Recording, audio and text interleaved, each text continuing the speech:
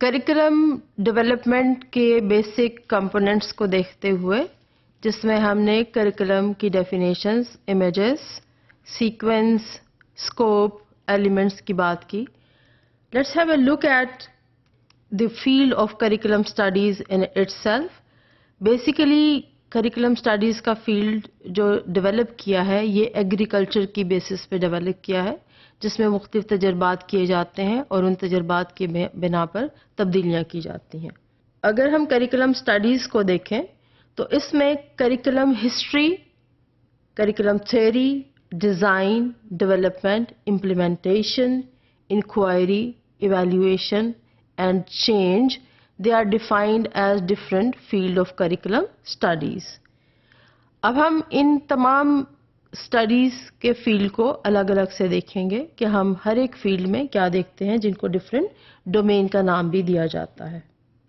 Curriculum theory, जैसा कि हम सब जानते हैं कि कोई भी चीज़ वो एजुकेशन में हो या किसी भी और फील्ड में हो, उसके पीछे किसी न किसी किस्म का एक बेसिक नॉलेज एग्जिस्ट करता है, जिसकी बिना पर कोई चीज़ थ्योराइज की जाती है. बेसिकली थ्योरी का क्या मतलब है कि it's a way of making an act clear or clarifying an act using a language which is easy and able to understand by everyone, and then it's an act of theorizing and reflecting. मतलब हम ये देखते हैं कि किस theoretical framework में कोई भी चीज़ कैसे डिफाइन की जाती है और उस थ्योरेटिकल फ्रेम के मुताबिक एक्शन किस तरह से लिए जाते हैं और एक्शंस को इस तरह से डिफाइन किया जाता है कि उसको आप रोज़मर्रा ज़िंदगी पर अप्लाई भी कर सकें और उससे अपने मुमकिना नताइज हासिल कर सकें. अगर हम थेरीज को देखते हैं, आपने दूसरे कोर्सेज में डेफिनेटली पढ़ा होगा कि मुख्तलिफ किस्म की फ़िलासफ़ीज़ हैं और थेरी बेसिकली किसी न किसी फ़िलासफ़ी पर डिपेंड करती है. So philosophies can be pragmatism, idealism, realism, existentialism, phenomenology, scholasticism and critical theory. हम यहाँ पर किसी भी थ्योरी की कोई डिटेल में नहीं जाएंगे, लेकिन हम ये ज़रूर देखेंगे कि करिकुलम डेवलपमेंट करते हुए किस तरह से थ्योरी करिकुलम थ्योरी को जन्म देती है. अगर हम करिकुलम में थ्योरेटिकल फ्रेमवर्क की बात करते हैं तो ये दो किस्म का हो सकता है, जिसमें प्रिस्क्रिप्टिव और डिस्क्रिप्टिव थ्योरी ज़्यादा अहम है. प्रिस्क्रिप्टिव थ्योरी हमें ये बताती है कि कोई चीज़ कैसे होनी चाहिए और it deals with the area of ought.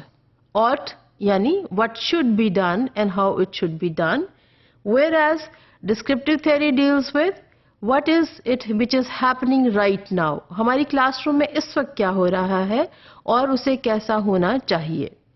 दूसरे अल्फाज में प्रिस्क्रिप्टिव थ्योरी हमारे से पूछती है what is worthwhile to know और what is useful to know. How do we know that this is useful और it is worthwhile, and how we can justify the worth of something which is being taught in the classroom और which is plan to be taught in the classroom. Descriptive theory basically focuses upon how can reality be modelled so that we know its salient features.